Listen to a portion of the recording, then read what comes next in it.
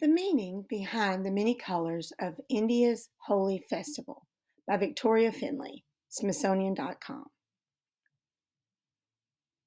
A Hindu priest throws colored powder on devotees inside Barke Binri temple during Holi festival celebration in Vidzvan, in India, Friday, March 10th, 2017. The temple dedicated to Lord Krishna hosts week-long Holi celebrations. If you land in India anytime in late February or March, it's wise to check the dates of the annual Holi festival and bring a spare set of clothes. That's because for a few days in spring, people crowd the streets and splash brilliantly colored dyes on anyone walking by. It's hard to avoid the fun and paint, unless you stay inside or look menacingly enough to discourage the custom. "Watch out, madam," said my taxi driver in Amritsar as we drove through a melee of young people pelting each other with powder. "The colors never come out of your clothes," he said, "and you might be having purple hair for many days. It's a complete liability." I did a quick check. I was wearing black, a color rarely seen in India. In the caste or Varna system, which is Sanskrit translates as the color system, it is usually associated with the lowest categories of social classes and can be viewed as unlucky. A Forbes study in 2009, which compared corporate logo colors in India with international brands, suggested that black is one color that companies in India assiduously avoid. I was happy for my clothes to be permanently splattered. "Can we stop?" I asked. "Or will I make your taxi dirty when I get back in?" "No, madam. I have a cloth just for this exact purpose," he said, "and I have some powder I brought for my children. You can have some gladly to join in our customs." Holi represents the arrival of spring and the triumph of good over evil. It is also said to be the enactment of a game the Hindu god Lord Krishna played with his consort, Radha, and the Gopis, or milkmaids. The story represents the fun and flirtatiousness of the gods, but also touches on deeper themes of passing of the seasons and the illusionary nature of the material world. Traditionally, the colors used in Holi came from flowers and herbs, which, in the hot climate of India, tend to produce bright natural dyes. But today, they're usually synthetic. The tub of crimson powder the driver handed me was almost fluorescent. Holding this as my weapon of choice, I walked into the holy smoke. It was mostly yellow, a medieval painting of hell, with figures vaguely visible through the sulphurous fog. But the gloom was lifted by exuberant puffs of pink, blue, and green. To be inside the tinted mist was to enter a delightful, unpredictable world filled with contagious laughter. At first, people politely avoided the foreigner, but then a girl in a blue splattered sari ran up giggling and smeared paint on my face. I returned the favor with a handful of pink. After that, nothing was off limits. Legs, arms, hair, clothes, everything was a potential canvas. With its gorgeous textiles, exotic flowers, exuberant advertising billboards, hand painted rickshaws, and trucks covered with lights, patterns, and brightly painted pictures of gods, India is one of the most colorful places on the planet. But there's something else to know about colors here. They're not just pretty. In India, they have meaning. "Your face is blue, madam, like that of Krishna," the taxi driver said affably. As he took me back to my hotel, in Hinduism, there are three main deities: Brahma, the creator, Shiva, the destroyer, and Vishnu, the preserver. Vishnu spends eternity sleeping until when called upon in crisis, he wakes and, like the most powerful of superheroes, saves the world. One name for him is Nilkantha, the blue-necked one, because of his story that he drank a pot of poison to save creation. So blue is a reminder that evil exists but can be contained through courage and righteous actions. Krishna is a manifestation of Vishnu. His name means dark, and like Vishnu, he is portrayed with blue skin. In addition to being associated with the gods blue, though the indigo through the indigo dye, It is also historically linked with India. In the 1st century AD, the Roman historian Pliny the Elder wrote about indicum, a production of India, which yields a marvelous combination of purple and coryllium, which is sky blue. He suggested that the dye was a kind of slime sticking to the scum on river reeds. It actually comes from a bush with the small green leaves that, when dried and fermented in a dye vat, look pretty scummy, which explains the misunderstanding. In Pliny's time, indigo would probably be shipped to the Roman port of Ostintia in the form of hard cakes. It was valuable enough to fake. Pliny reports people selling indigo cakes made from dried pigeon dung, stained with just enough genuine dye to pass as real. Indigo is intensive to process and has historically been cultivated where labor is cheap. It has a brief heyday on slave plantations in the Caribbean and South Carolina in the 18th century, pricing the Indian plantations out of the market. But when slavery was abolished, the British planted indigo again in Bengal, where weather conditions are ideal. Because laborers were subject to abuse, there were two blue mutinies, one in 1860 and another in 1917. The second one was identified by the 47-year-old Hindu lawyer Mohandas, later known as Mahatma Gandhi, as one of his first acts of peaceful civil disobedience against British rule, which finally led to Indian independence in 1947. If blue is the spiritually complex color of the gods, green is the color of nature and happiness. It's the color of another manifestation of Vishnu, Prince Rama, who spent most of his life in exile in the forest in Maharashtra and Andhra Pradesh in central India. Married women often wear green bangles and a green sari in Rama's honor. A widow, however, never wears green. There is no naturally green dye in India, so dyers would often double dip their cottons and silks in indigo and in turmeric or pomegranate peel, which made vivid yellow dyes. Yellow is also associated with the third caste of Vishyas, or merchants.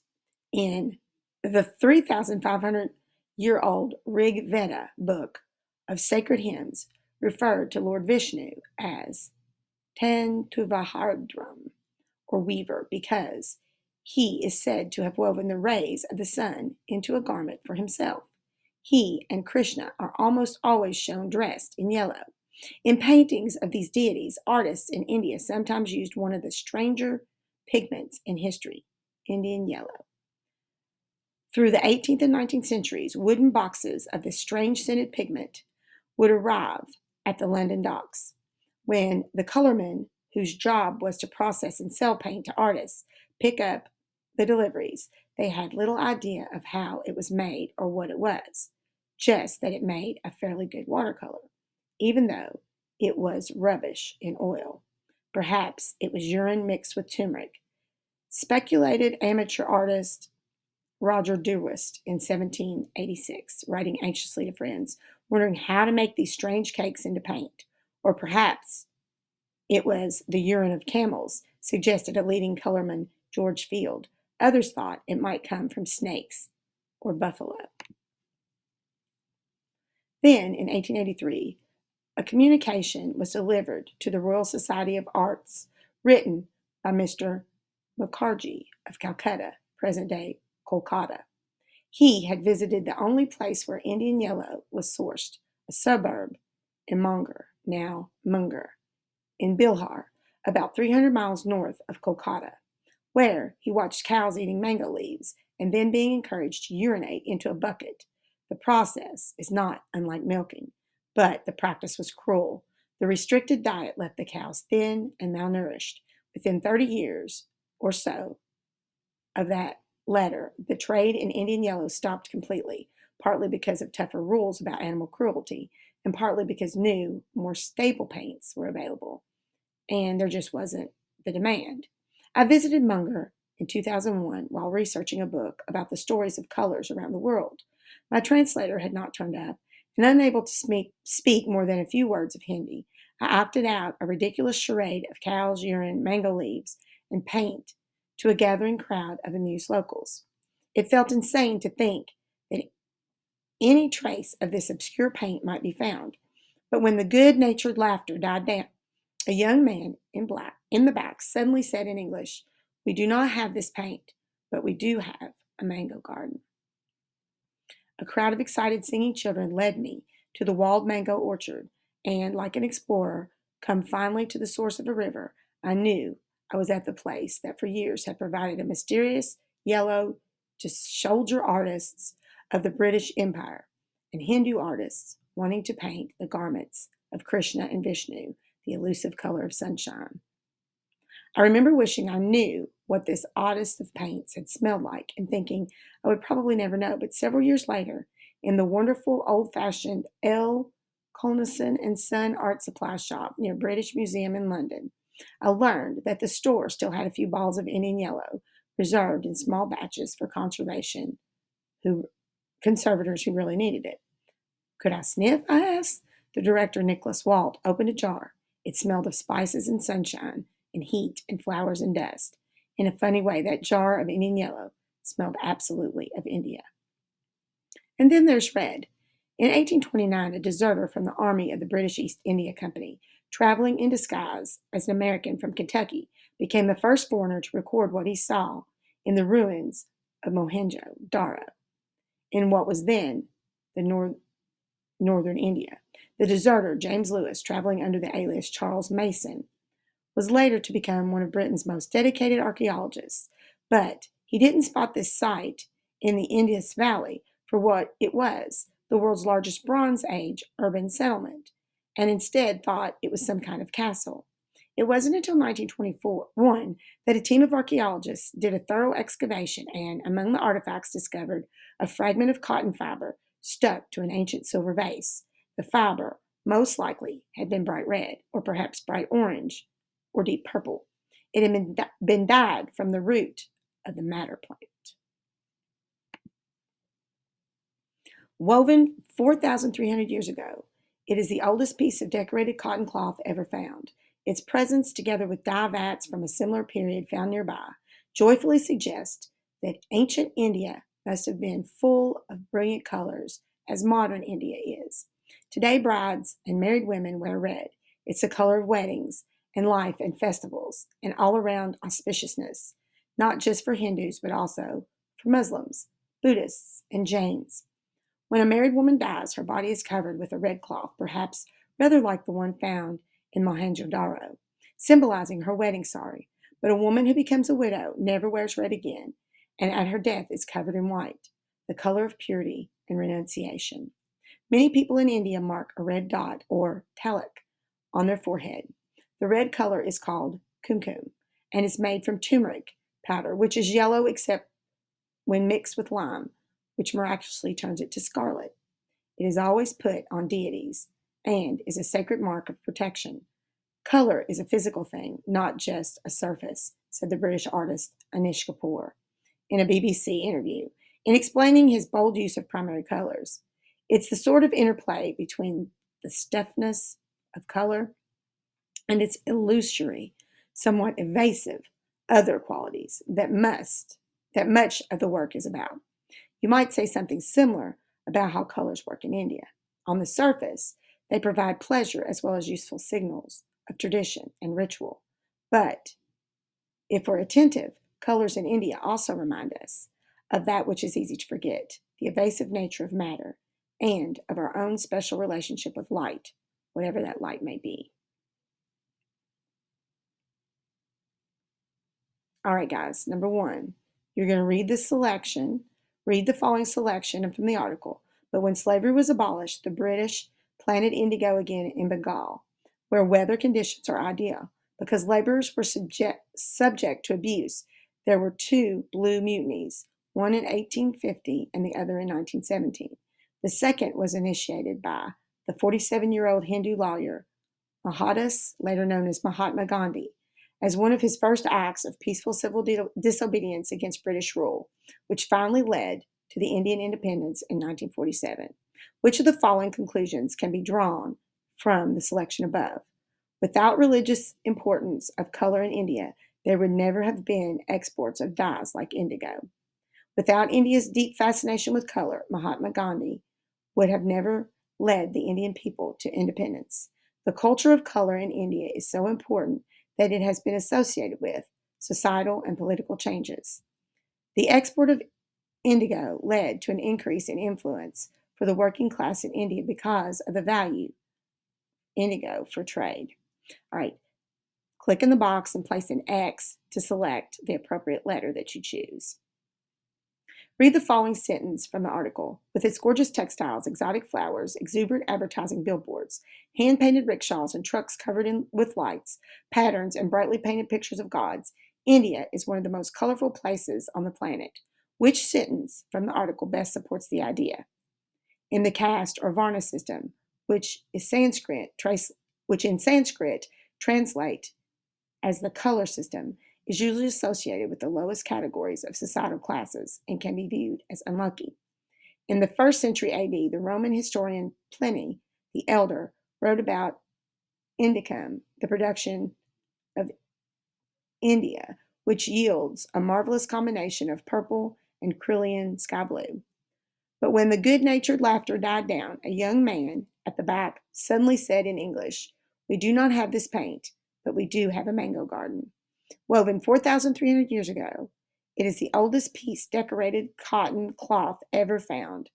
Its presence, together with the dye vats from a similar period found nearby, joyfully suggests that ancient India must have been as full of brilliant color as modern India is.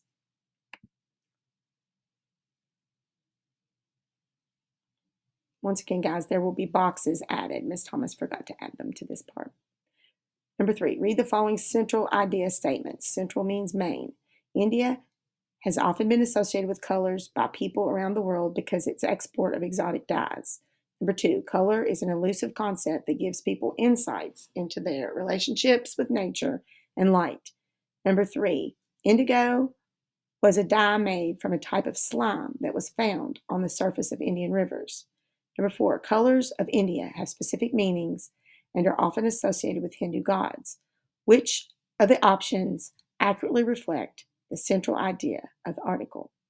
So you want to look for the main idea. And again, I'll add the boxes for you to put an X in. Read the following summaries of the article. Number 1, color has played a significant role in India's society because of its religious importance as well as its importance as a product for trade. India is full of color, and to its people, each of these colors has meaning and significance.